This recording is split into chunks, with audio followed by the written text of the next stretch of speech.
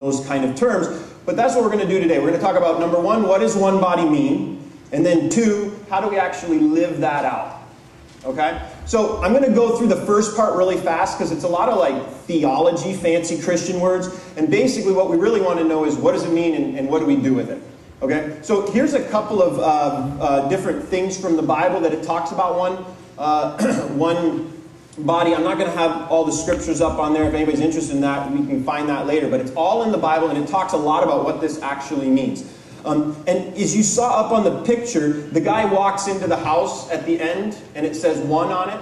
The house is kind of a picture that we want to be thinking about when we think about what one body means and what all of these different ideas mean. Dennis Johnson, a guy who plays the piano over at Big Church, he spoke this morning, is the guy that kind of came up with this analogy. And he told a story when we were with him, I was with him a couple of weeks ago, about one house and what it meant in his house. And for me, it made a lot of sense. And basically, my name's Giannotti, my last name's Giannotti. I grew up in the Giannotti house. Okay? There were a lot of different rooms in the Giannotti house. But there were certain rules that applied to everyone. Applied to my parents, applied to me, applied to my sister.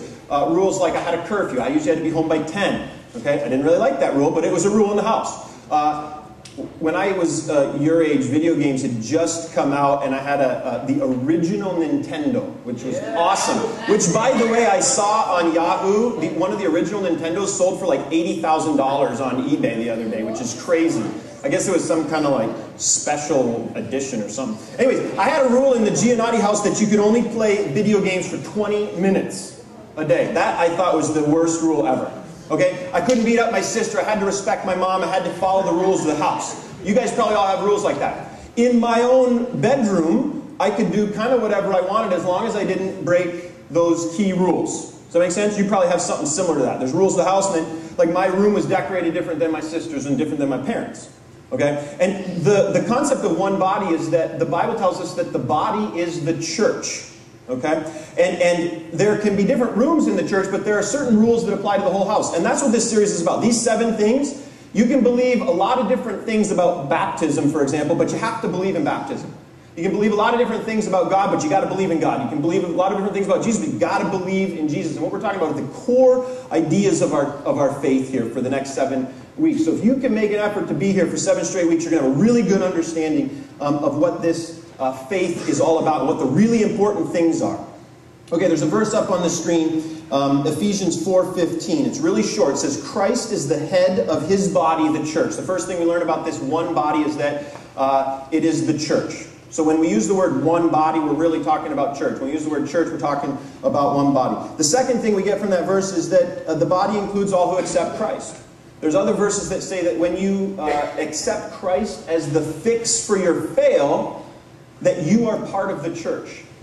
Another thing we learn is that this one body is all about Jesus. When it says that Christ is the head, that word head means 2 things. It means, number one, he's in control. He's in charge. Christ is in control of the church, like he's the big boss. And number 2, it means the thing that is first seen. So when it says Christ is the head, it's the first thing that anyone should see when they look at the church, or when they look at anyone who's a part of the church. That would be you and me. The first thing they should see is Christ. And then the final thing that the Bible says, or one of the final things, is that it says that the church is the fullness of God. Say that with me. Fullness of God. No, you gotta say it louder. Fullness of God. What that means is that everything that God is in heaven, we as the church are on earth. That means that God, who created everything, he's the strongest thing that's ever existed. We have his strength. What it means is that we have his power. There are a lot of verses that say, as Christians, we have the mightiness of God in us, that he works in us mightily. What that means is that every characteristic of God is present in this one body.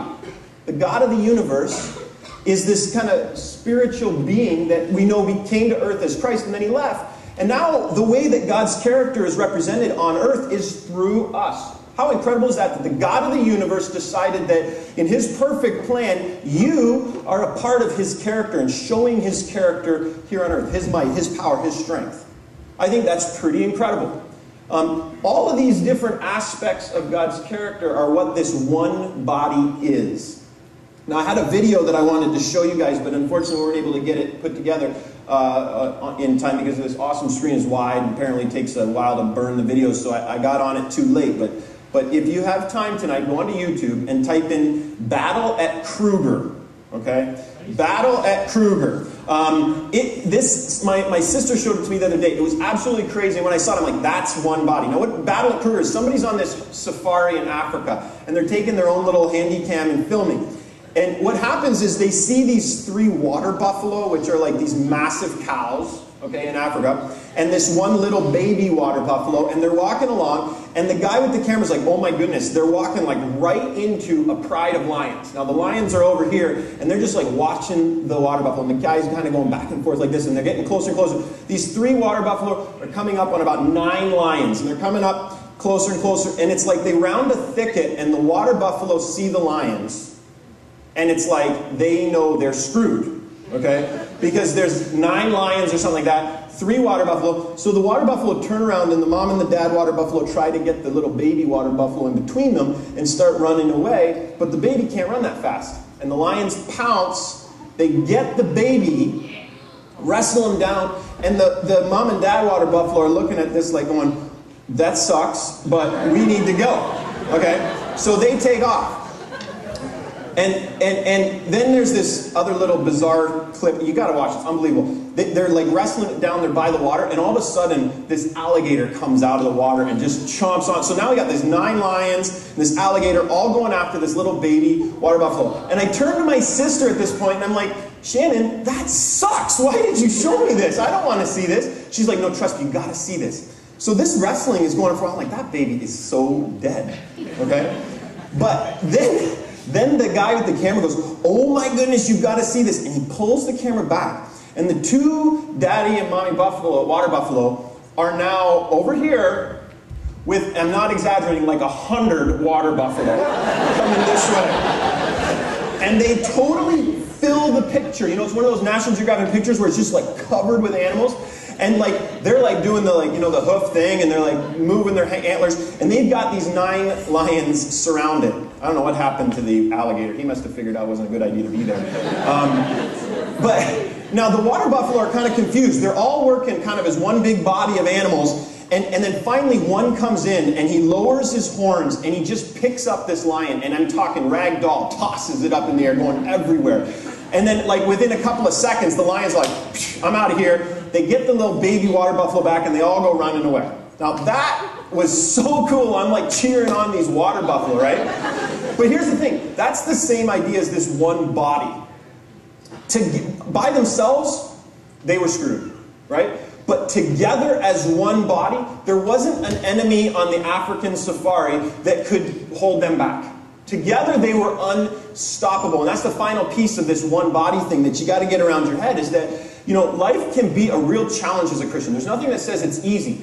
Yes, one body means we're the church. Yes, we have the fullness of God. Yes, we get to be representing His character. But the coolest part of it is that together, there's no enemy that can stop us. And that is awesome. That is absolutely incredible.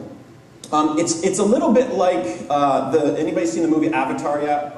Most of you have probably seen it. If you haven't seen it, basically what it is, and it's going to sound really stupid, but you should just watch it and get past the fact that it sounds stupid. Humans encounter this alien race, and the only way they can communicate with them is if they can become like them. And so the humans get into this like little machine, and they attach wires to their head, and then they're able to control a body of an alien that then their mind is in it, and now they can go out and be with the alien and control.